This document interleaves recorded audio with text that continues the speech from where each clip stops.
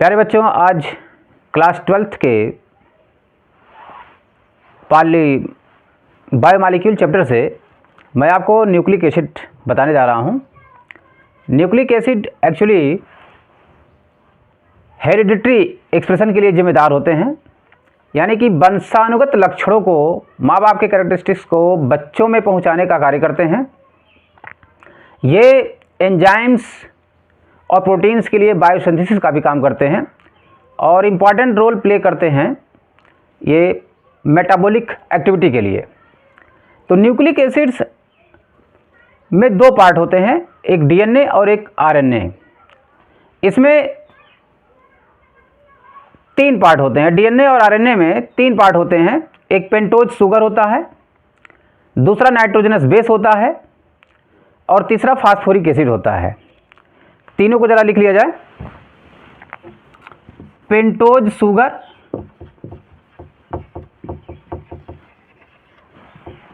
Nitrogenous base and phosphoric acid, ये तीन चीजें मिलकर के ही डीएनए और आरएनए का निर्माण करती हैं। डीएनए का फुल फॉर्म है डीऑक्सी राइबोज न्यूक्लिक एसिड, जबकि आरएनए होता है राइबोज न्यूक्लिक एसिड। तो डीऑक्सी राइबोज और राइबोज ये क्या हैं? ये पेंटोज शुगर ही होते हैं। पेंटोज शुगर में दो पार्ट हुआ, यानी कि एक राइबोज शुगर और एक दूसरा डीऑक्सी राइबोज। तो इसका हम लोग स्ट्रक्चर बना लें तो ज़्यादा बेहतर रहेगा। पेंटोज शुगर के लिए इसमें देखिए 5 कार्बन की चेन होती है और इस 5 कार्बन की चेन में एक ऑक्सीजन एक जगह रहेगा, और अगर एक जगह ऑक्सीजन है तो ये हेट्रोसाइक्लिक रिंग हुआ। जब भी कभी भी रिंग में कार्बन के अलावा कोई भी दूसरा परमाणु आ जाए, एटम आ जाए, ऑक्सीजन, फास्फोरस, नाइट्रोजन, सल्फर, कोई भी, तो समझिए वो विषम चक्रीय यौगिक है, यानी हेट्रोसाइक्लिक कंपाउंड है। इसमें बाकी कार्बन होते हैं, तो 4 कार्बन एटम हुआ। इसमें आपको OH ऊपर, H नीचे, H OH, और 5वें कार्बन पे CH2OH और नीचे H रहेगा। अब इसमें देखिए ये आपका जो है राइबोज शुगर है, राइबोज शुगर, इसको बीटा डी राइबोज शुगर कहते हैं। पहले कार्बन पे जब OH मॉलिक्यूल ऊपर होगा, हाइड्रोजन नीचे होगा तो बीटा होगा, और H ऊपर होगा, OH नीचे होगा तो अल्फा होता है। अब ये बीटा डी राइबोज शुगर है, इसके साथ नाइट्रोजनस बेस, नाइट्रोजनस बेस में दो पार्ट हैं, प्यूरीन बेसेज और पिरिमिडीन बेसेज। प्यूरीन बेसेज में एडेनिन और गुआनिन होता है, जबकि पिरिमिडीन में आपके 3 होते हैं, adenine, guanine, cytosine, thymine, uracil. तो एडेनिन, गुआनिन प्यूरीन बेसेज हैं, जबकि आपके साइटोसिन, थाइमिन और यूरेसिल, ये 3 जो बेस होते हैं ये आपके पिरिमिडीन बेसेज होते हैं। प्यूरीन बेस 2 रिंग का कंडेंस्ड फार्मूला होता है, जबकि पिरिमिडीन बेस में 6 कार्बन नहीं होता है, बल्कि आप कह सकते हैं एक रिंग का ही जो है वो श्रृंखला होती है। अब ये श्रृंखलाओं को जोड़ने का कार्य हम करते हैं। आप देखिए कैसे जुड़ता है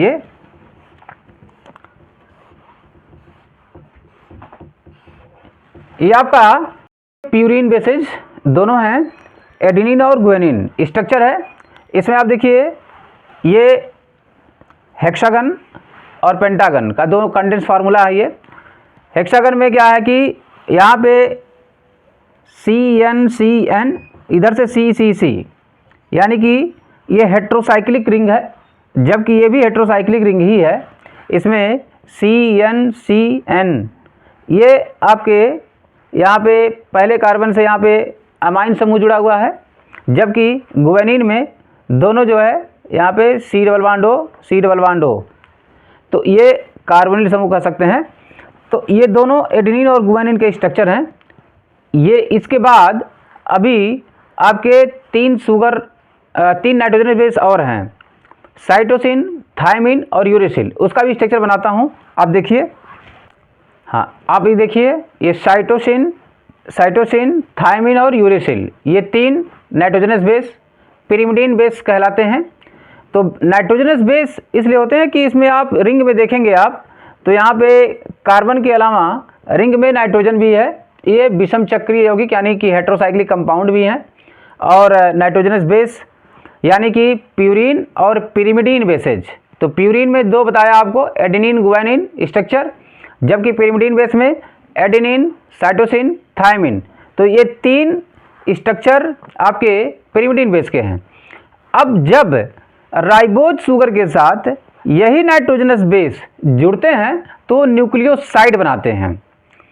और जब राइबोज शुगर, फास्फोरिक अम्ल और नाइट्रोजनस बेस तीनों जुड़ जाते हैं तब न्यूक्लियोटाइड बनते हैं। और जो डीएनए होता है वो पॉलीन्यूक्लियोटाइड होता है, यानी कि कई न्यूक्लियोटाइड्स जुड़ करके जो पॉलीमर बनाते हैं वो डीएनए स्ट्रक्चर होता है। उस स्ट्रक्चर को अब हम लोग देखेंगे। यहाँ पे आप ये देखेंगे, जो पेंटोज शुगर है उसमें आपको मैंने बीटा डी राइबोज शुगर बताया है, जबकि दूसरा आप देखेंगे beta D 2 deoxy ribose.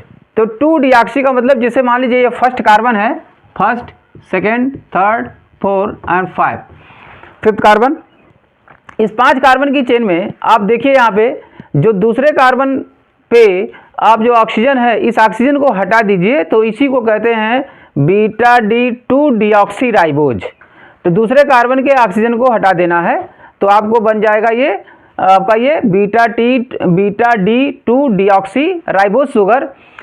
DNA में यही होता है, beta D 2 deoxy ribose sugar. तो डीएनए का स्ट्रक्चर मैं अलग से आपको दिखा रहा हूँ क्या क्या इसमें होता है। आप देखिए, अब आप देखिए डीएनए में यहाँ पे beta D 2 deoxy ribose sugar, nitrogenous base और फास्फोरिक एसिड, इन तीनों को जोड़ना है जो न्यूक्लियोटाइड्स बनाएंगे। तो ये बनता कैसे है? सबसे पहले आप राइबोज शुगर बना लीजिए, beta D 2 deoxy ribose sugar बनाया जाए।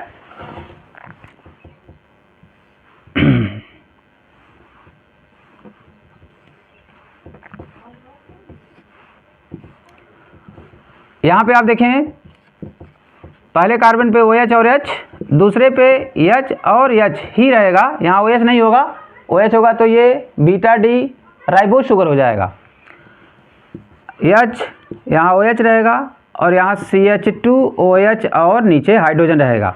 अब इसमें आप देखिए, ये आपका बीटा डी 2 डीऑक्सी राइबोज है, ठीक है। अब इसमें आपको पहले कार्बन पर, जो फर्स्ट कार्बन है उसमें यहाँ पे आपको नाइट्रोजनस बेस जोड़ना है। और नाइट्रोजनस बेस में भी आप देखिए क्या क्या जोड़ सकते हैं, एडेनिन, गुआनिन, साइटोसिन और थायमिन। इन चारों में से कोई भी नाइट्रोजनस बेस जब जोड़ेंगे तो ये आपका जो है न्यूक्लियोसाइड बनाएगा। यहाँ इस पर जो नाइट्रोजनस बेस आप जोड़ेंगे उस नाइट्रोजनस बेस में से कौन कौन से हो सकते हैं, A, G, C, T, इसमें से कोई भी बेस जब जोड़ते हैं तो ये न्यूक्लियोसाइड का निर्माण करता है। और आप यहाँ पे देखिए, ये जो 5वां कार्बन है, 5th कार्बन, इस CH2OH से आपको जोड़ना है H3PO4। H3PO4 का स्ट्रक्चर मैं बना रहा हूँ, यहाँ पे देखिए, फास्फोरस, यहाँ डबल बॉन्ड O कर दिया जाए, यहाँ पे OH और OH, ये H3PO4 का स्ट्रक्चर हुआ। अब इस H3PO4 के स्ट्रक्चर में आप जब ये CH2OH को इस तरह न लिख करके आप देखिए कैसे लिखना है, CH2OH। अब ये OH और OH जब ऐसे जुड़ेगा ये ना, तो इसमें से वाटर मॉलिक्यूल क्या होगा, निकलेगा। वाटर मॉलिक्यूल निकलेगा तो जब बॉन्डिंग बनेगी तो बीच में ऑक्सीजन होगा, यानी कि इसको देखिए हम मिटा कर इसे बना रहे हैं, देखिए ध्यान से इसको देखिए, तो इसमें से ये ऑक्सीजन यहाँ जुड़ जाएगा और यहाँ पे ये CH2 हो जाएगा। अब यहाँ पे देखिए नाइट्रोजनस बेस हुआ, ये डीऑक्सी राइबोज शुगर हुआ और ये फास्फोरिक एसिड हुआ। ये तीनों मिला करके अब ये न्यूक्लियोटाइड्स का निर्माण करते हैं। अब ये न्यूक्लियोटाइड्स, मान लीजिए अब दूसरा मॉलिक्यूल जोड़ना है, जब कई मॉलिक्यूल आपस में जुड़ेंगे तो पॉलीमर होगा। तो पॉलीमर होने के लिए ये आवश्यक है कि अब दूसरा जो मॉलिक्यूल आप जोड़ेंगे वो कहाँ से जोड़ेंगे, तो वो आपका जुड़ता है तीसरे नंबर से। ये 3 नंबर का कार्बन है, तो तीसरे कार्बन से जब जोड़ेंगे तो यहाँ से अब फास्फोरिक एसिड जोड़ेंगे, फिर और उस फास्फोरिक एसिड से फिर राइबोज शुगर और नाइट्रोजनस बेस। इस तरह से ये जुड़ता चला जाता है और एक लंबी चेन बनाता है। तो ये पूरा डीएनए का स्ट्रक्चर है जो कि न्यूक्लियोटाइड्स होते हैं। अब देखिए ये डीएनए का स्ट्रक्चर हुआ। अब जब आपको आरएनए बनाना होगा, राइबोज न्यूक्लिक एसिड, तो करना क्या उसमें, ये जो राइबोज शुगर है इसमें आपको दूसरे नंबर का जो कार्बन है उसमें H और OH यहाँ कर देना है, और यहाँ जो बेस आप जोड़ेंगे उसमें से AGC, एडेनिन, गुवानिन, साइटोसिन, ये तीनों सेम रहते हैं डीएनए में भी और आरएनए में भी, केवल चेंज होगा यहाँ पे यूरेसिल। तो यहाँ पे AGCU यानी नाइट्रोजनस बेस में आपको AGCU करना है, पेंटोज शुगर में आपको बीटा डी राइबोज शुगर लेना है और फास्फोरिक एसिड। तो ये इसको जब जोड़ेंगे आप तो ये आरएनए का निर्माण करेगा। डबल हेलिकल स्ट्रक्चर होता है डीएनए का। अब इसको हम अगले वीडियो में आपको बताएंगे कि डबल हेलिकल स्ट्रक्चर जो कि वाटसन और क्रिक ने तैयार किया था। तो ये डबल हेलिकल स्ट्रक्चर डीएनए का, जिसमें गुआनिन, साइटोसिन, एडेनिन और थायमिन के बीच बॉन्ड बनता है और स्पाइरल रिंग बनता है। इसके बारे में मैं आपको अलग से वीडियो बनाकर बताऊंगा। आप हमारे चैनल को देखते रहिए, सब्सक्राइब भी करिए।